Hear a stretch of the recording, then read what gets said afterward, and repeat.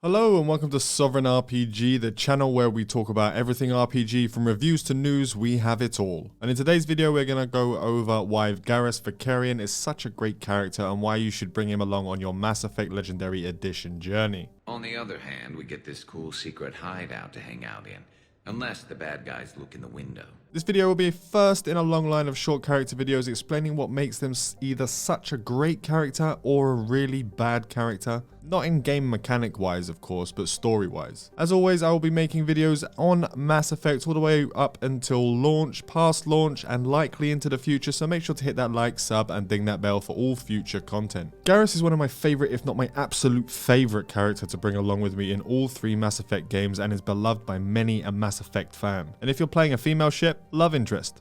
Nice outfit. Control panel, right. As for why so many people love him, I cannot say. I can only speak for myself. To put it in simple terms, he's quite simply the most loyal friend you could ask for. He has a great voice actor, and his actions throughout the games make you really feel like he's on the same level as Shep, and not being outshone by him throughout the game like many of the other characters. Think I'm going to erect a monument right here. Bronze this gun so the whole galaxy knows that you're the king of the bottle shooters. Glad you're around, Garrus. Never know when the bottles might revolt.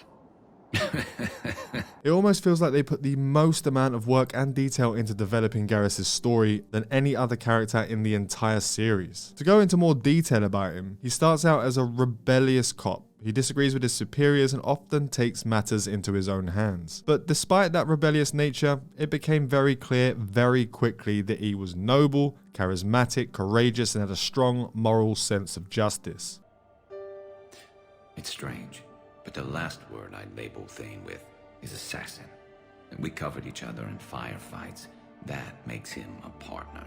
But he always does things by the book. His father had a massive influence over his life in the early years. He wanted nothing more than to do what his father wanted in the exact way his father wanted him to do it. Eventually, Garrus rebelled against his father and decided to never speak to him again. Throughout the first game, we learn that even though Garrus is a cop and he's been doing it for many years, he is naive to the universe, only knowing how to handle things in a relatively safe citadel. He says some stuff during Mass Effect 1 that really makes you think that he has no idea what life is actually like outside of the citadel. He blames the Quarians for the Morning Wars and tells people like Rex that the genophage was necessary, even though he has no actual first-hand knowledge of what happened in these moments. But when he ventures out with Shep, he starts to realize that everything he thought he knew was wrong, and that the history books he learned from were wrong. Rex talks some shit to him during the first game.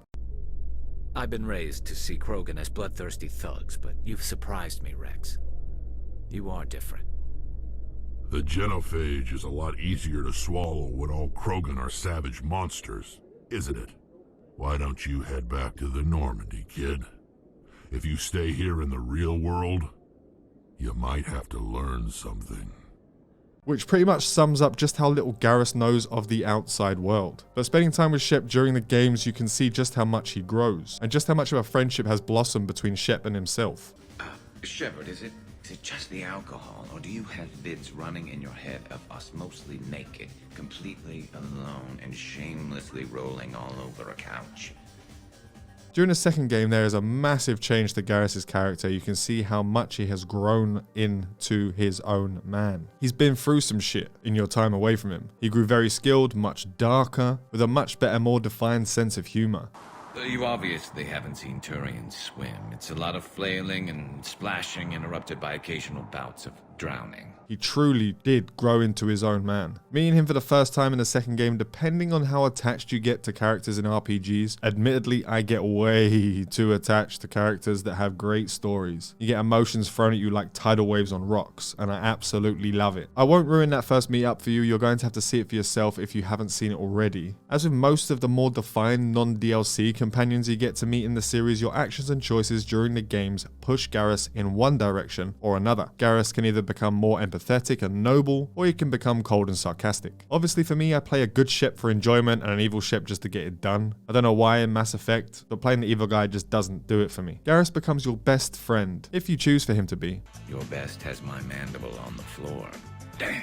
through thick and thin to hell and back, always having your back. Never even thinks about not helping you when you need it, and gives you an emotional roller coaster of a ride through all of the games. Personally, I found him best partner with Tali from a story perspective, as their banter during the games really added a sense of camaraderie to the team. If you want to partner up with a loyal, charismatic, skilled badass with a great sense of humor, then Garrus is most definitely the choice for you. Let me know down below if you love or hate Garrus and why. I'd love to know your guys' opinions. And that is Garrus. Remember to like and sub if you haven't already, hit that bell for all future Mass Effect Legendary Edition content, fly safe, and avoid local chat scams.